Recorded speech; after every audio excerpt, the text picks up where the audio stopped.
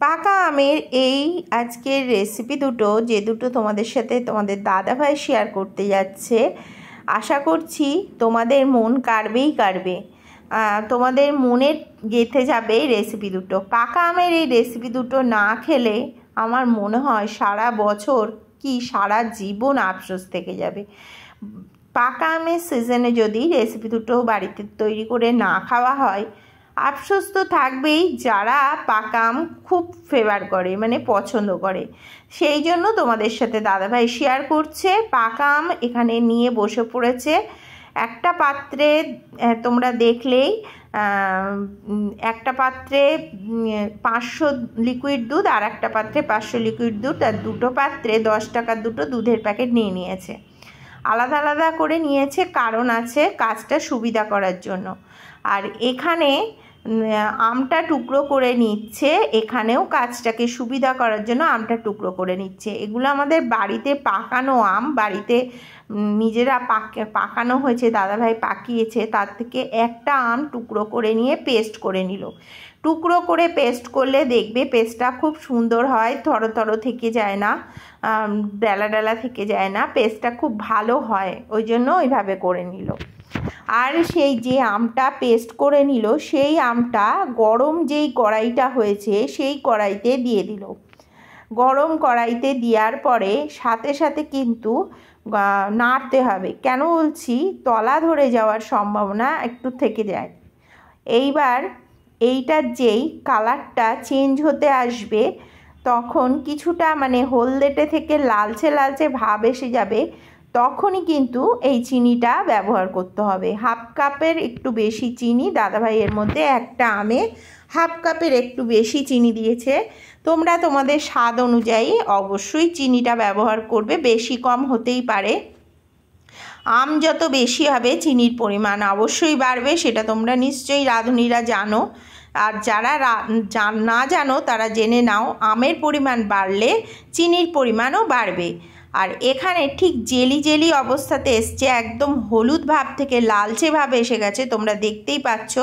তখন তোমাদের দাদাভাই নামিয়ে নিচ্ছে, একদম শুকনো শুকনো ড্রাই জেলি জেলি এসে গেছে, তখন নামিয়ে নিল। আর এখানে একটা কথা বলে রাখি, 500 দুধ দাদাভাই একটা অন্য কড়াইতে বসিয়েছে। তোমরা হয়তো বলবে ওই কড়াইটা কি হলো, ওই কড়াইতে কখনো বসাবে না। একই কড়াইতে হয় মেজে ব্যবহার করবে, না হয় ধুয়ে কখনো ব্যবহার করবে না, তাহলে কিন্তু দুধটা কেটে যাওয়ার সম্ভাবনা থাকবে। ওই জন্য দাদাভাই আবার একটা ছোট্ট কড়াইতে দুধটা জাল দিতে বসিয়েছে। এখানে 500 লিকুইড দুধ নিয়েছে, সেই 500 লিকুইড দুধের মধ্যে দিয়ে দিয়েছে হাফ কাপের একটু বেশি চিনি। দুধটা ফুটে যেই বেশ ভালো জাল হয়েছে, তখন ওর থেকে 2 হাতা মতো দুধ সরিয়ে একটু ঠান্ডা হলে তার মধ্যে 10 টাকার যে দুধের প্যাকেট দুখানা নিয়েছিল, তার থেকে একটা দুধের প্যাকেট এই বাটির মধ্যে ঢেলে গুলে রেখে দিল। আর এদিকে দুধটা যে 500 দুধ, সেটা যতক্ষণ না 250 হচ্ছে ততক্ষণ কিন্তু দাদাভাই নাড়তে থাকছে। নাড়তে নাড়তে একদম 250-র কাছাকাছি চলে আসলে তখন ওই যে দুধটা গুলে রেখেছিল, পাউডার দুধটা, সেটাকে দিয়ে দিল ওর মধ্যে। দিয়ে আবার কিছুক্ষণ নাড়ছে, যতক্ষণ না সে বললাম তোমাদের 500টা 250 হচ্ছে। গায়ের স্বরগুলোকে ভালো করে এইভাবে হাতা দিয়ে নেড়ে নেড়ে বার করে নিতে হবে। এইবার জায়গায় চলে এসেছে। এইবার দাদাভাই সেটাকে নামিয়ে নিল একটা পাত্রে। নামিয়ে নিয়ে এটাকে কিন্তু ঠান্ডা হতে দিতে হবে বেশ কিছুক্ষণ। ঠান্ডা না হওয়া অবধি ব্যবহার করা যাবে না। এখানে আবারও দাদাভাই আরও একটা পাকা আম কেটে পেস্ট করে নিয়েছে মিক্সিতে। পেস্ট করে নিয়ে সেটাকে একটা পাত্রে নামিয়ে নিতে হচ্ছে। নামিয়ে না নিলে ওখানে ব্যবহার করতে অসুবিধা হবে, কাজের সময় প্রবলেম হবে, ওই জন্য একটা আলাদা পাত্রে নামিয়ে নিয়ে আবারও যে কড়াইতে আগের 500 দুধ জাল দিয়েছিল, সেই কড়াইটাতে আবার 500 দুধ, অবশ্যই কড়াইটা ধুয়ে নেবে। এই রেসিপিগুলো করার সময় অবশ্যই বারবার কড়াই ধুয়ে মেজে তারপরে করতে হবে, বা অন্য নতুন কড়াইতে করতে হবে, এতটাই সেন্সিটিভ।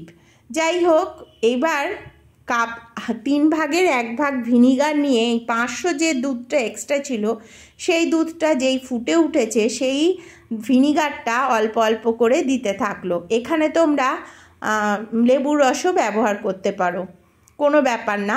লেবুর রস, ভিনিগার যে কোনো একটা। দুধটা কাটানো নিয়ে কথা, ছানা কাটানো নিয়ে কথা। ছানাটা খুব সুন্দর সাথে সাথে কেটে গেল। দাদাভাই এবার সাদা পরিষ্কার একটা কাপড়ে ছানাটাকে ঢেলে দিল জলটা ঝরানোর জন্য।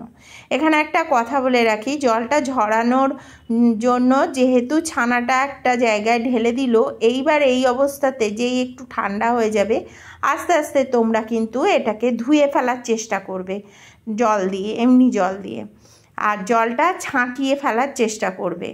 জলটা ঝরা অবধি অপেক্ষা করতে হবে। আর এদিকে দাদাভাই 100 গ্রাম টক দই নিয়েছে, সেই টক দইটাকে ছাঁকনিতে ঢেলে দিচ্ছে। কারণ হচ্ছে এই টক দইটায় যে জলটা এক্সট্রা রয়েছে সেই জলটাকে ঝাড়ানোর দরকার আছে রেসিপিটার জন্য। ওই জন্য টক দইটাকে ভালোভাবে জলটা ঝাড়িয়ে দিচ্ছে।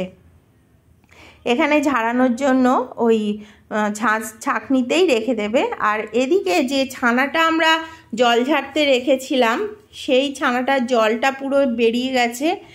আর এদিকে দাদাভাই হাত দিয়ে ভালো করে ছানাটাকে মুথে নেবে।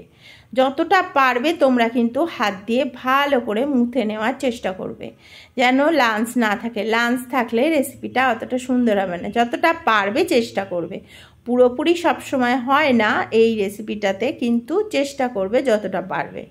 এবার ভালো করে হাত দিয়ে চটকে নিয়ে এইবার যে আর একটা আম লাস্টে পেস্ট করেছিল, পাকা আমটা, পাকা আম, সেটাকে পেস্টটাকে ওই ছানার মধ্যে দিয়ে আবারও মুথে নিচ্ছে দাদাভাই। ভালো করে হাত দিয়ে ভালো করে সুন্দর করে মুথে নিচ্ছে। এটা কিন্তু হাতের কাজ, এটা কোনো হাতা টাতা অন্য কিছুতে ভালো হবে না, হাত দিয়েই কাজটা সুন্দর হবে। অতএব তোমরা হাত ব্যবহার করেই কাজটা করবে। হাতটা ভালো করে পরিষ্কার করে ধুয়ে নিয়ে কাজটা করলেই মিটে যাবে। এবার ভালো করে দেখছো খুব সুন্দরভাবে দাদাভাই করে নিয়েছে কাজটাকে কিন্তু খুব সুন্দর করে করতে হবে। আর যে কড়াইটা আম করেছিল দাদাভাই, সেই কড়াইটাকে পরিষ্কার করে আবারও বসিয়ে দিয়েছে। বসিয়ে দিয়ে এইবার কড়াইতে সামান্য একটু জল দিয়ে দিল, কড়াইটা যাতে না ফেটে যায়। আর জলটা যেই গরম হয়ে গেল, গরম হওয়ার পরে এইবার এখানে নিয়েছে আরও 10 টাকা দামের দুটো দুধের প্যাকেট। অবশ্যই কিন্তু তোমরা এই দুধের প্যাকেটগুলো ব্যবহার করবে। এখানে লিকুইড দুধ চলবে না, অবশ্যই আমুল দুধ, আমুলিয়া যে কোনো একটা ব্যবহার করলেই চলবে। অবশ্যই কিন্তু তোমরা গুঁড়ো দুধই ব্যবহার করবে। তার মধ্যে হাফ কাপের একটু বেশি চিনি দিয়ে দিল। 2 প্যাকেট আমুল দুধের গুঁড়ো দুধের সাথে গুলে নিয়ে সেটা যেই ফুটে উঠেছে হাফ কাপ চিনি দিয়ে দিল দাদাভাই। এইবার দেখো পুরো ক্ষীরের মতো তৈরি করে নিল সেটাকে নিয়ে। এইবার যে আমটা আর ছানাটা একসাথে মুথে রেখেছিল সেটাকে দিয়ে দিল।